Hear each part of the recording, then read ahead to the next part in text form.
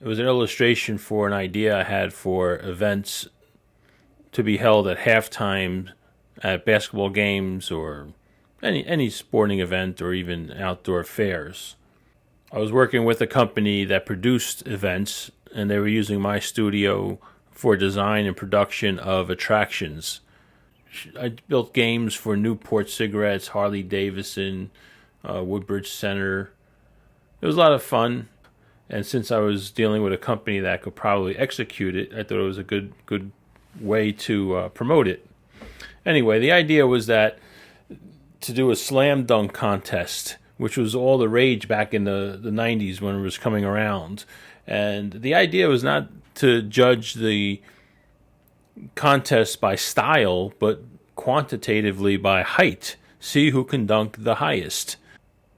I contacted Huffy Sports, who made the professional NBA baskets, and spoke to their VP of engineering.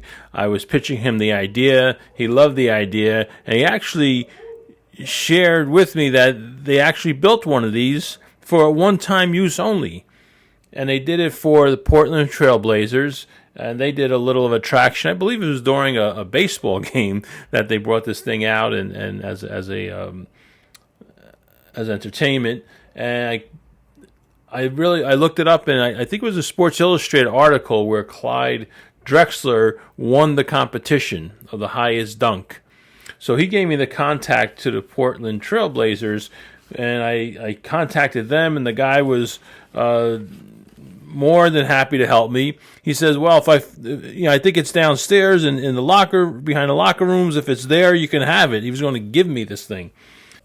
So he got back to me, and he couldn't find it. He thinks it was disassembled, and that was that. So I killed the idea. I wasn't in the business of doing this, but I thought the production company I was doing work for could have handled it. But anyway, these are the kind of things that I put in the idea folder, and they sat forever.